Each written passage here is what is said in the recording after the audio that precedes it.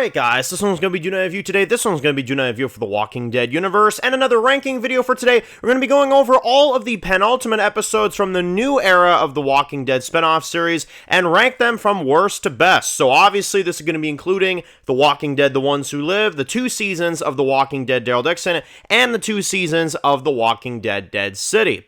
So, want to go over this one, of course. This is one that honestly, I kind of, I was here and there with, because I was like, obviously, like, they've had strong penultimates, but they've also had some weaker ones, too. So, it's definitely been kind of up and down. But I will say the penultimate episodes of all of these seasons have at least been watchable. They have not gone down to Fear the Walking Dead level, where it was like, okay, I want to turn this off, So, I can't say I'm at that level with any of these, but there definitely are some problematic ones, and then there's a few that are really good, too. So, we're going to get into it, we're going to talk about it, and talk about all of the penultimates from worst to best. So, getting things started with my least favorite penultimate episode of the new era of the Walking Dead franchise is going to go to The Walking Dead, Dead City Season 2, Episode 7.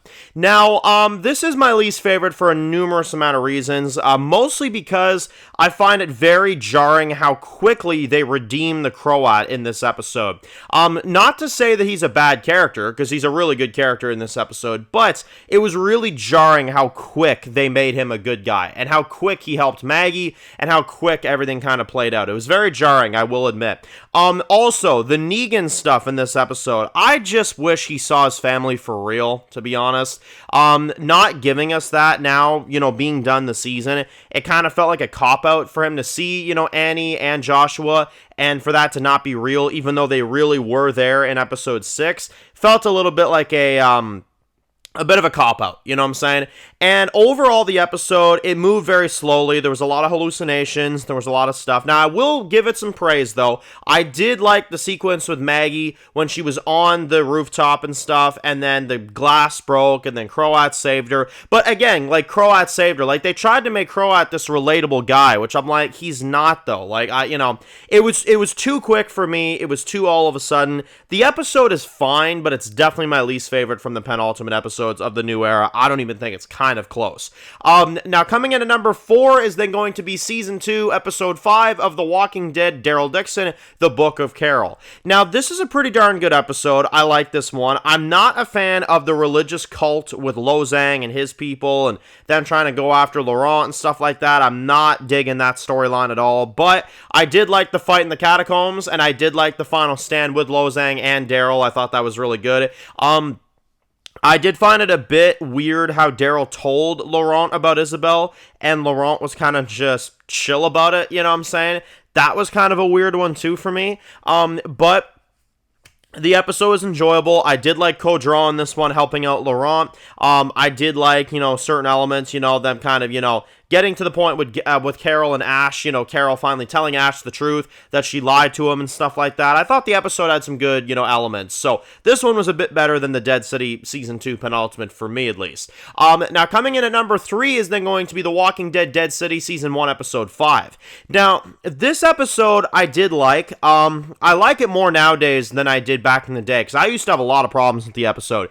Tommaso's group is genuinely not that good. Kind of the way they wrap them up and stuff like that, it felt very jarring to me. I did like the fight with the big walker, though, with Maggie. I did like that. I liked the boss fight. I liked the Dama's introduction. I liked the way they set up the story. I thought the episode did a relatively good job of a lot of that. And Negan and Armstrong and their dynamic in this episode, top notch, genuinely. I really liked it. I thought it was good. I liked it, the relatability to them, and I liked that Armstrong finally chilled out. You know what I'm saying? That was really good. So this episode, I really enjoyed as well, too. Now, coming in at number 2 is then going to be The Walking Dead, The Ones Who Live, 105. Now, this episode was really good. I did like this episode. I find this episode gets a little bit too much hate online, admittedly. I don't think it's as bad as people make it sound. I actually quite enjoyed it. I thought it was pretty darn good. The final stand with Jadis and Rick and Michonne, you know what I'm saying? That was really good. A long-running character from all those seasons ago in the original series.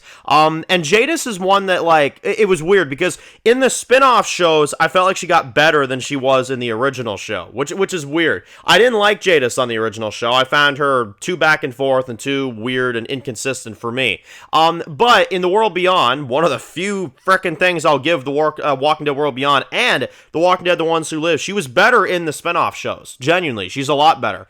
And I liked her final stand with Rick. I liked that Rick shot her in the head there. I liked the final stand. I find it a little bit weird that she was sitting there talking with a bit neck and she was like perfectly fine to speak full sentences. I found that was a bit weird. You would usually die right away from that, so that was a little inconsistent. But aside from that, I did enjoy it. I didn't like the Lumberjacks edition, though. I thought that was also strange. But, like, it was a good, final fight regardless. I liked what they were doing with it.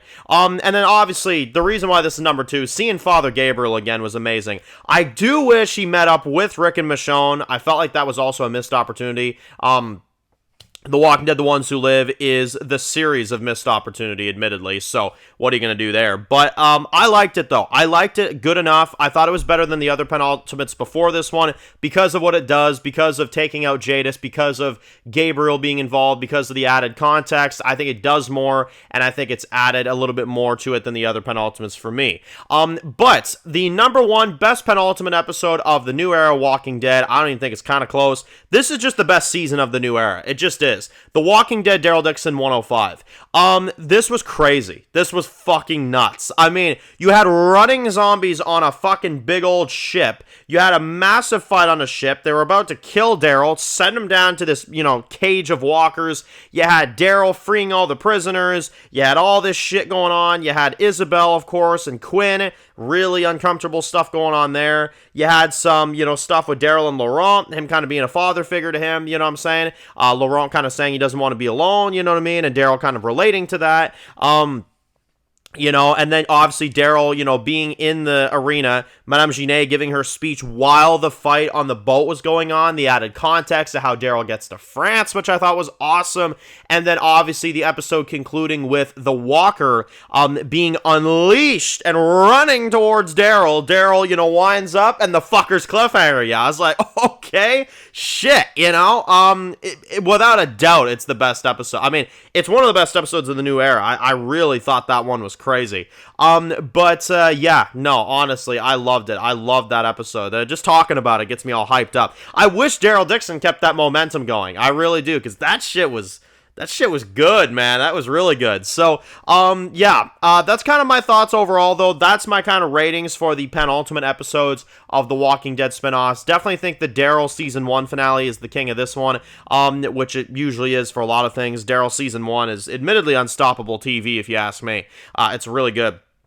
But anyway, that's my thoughts. That's my overall kind of, opinions on the penultimate episodes of the new era. That's kind of my general opinions on all that stuff. We did the premieres, we did the finales, now we did the penultimate. So that is all of that, all in the bag now. That is kind of my, in-depth thoughts. Obviously, if you want any other rankings for any of these new era Walking Dead spinoffs, let me know. Walking Dead ratings in general and ranking videos and all that stuff, let me know. If you have any other suggestions, definitely feel free to leave them down below. But guys, thank you all for watching. If you're new to the channel and you enjoy videos like this, make sure to click subscribe button so you don't miss any of the videos. Make sure to follow me on Dan's Reviews Official on Instagram, guys. And of course, I'll see you guys really soon for more videos of the Walking Dead universe. Enjoy the rest of your day, guys, and peace out.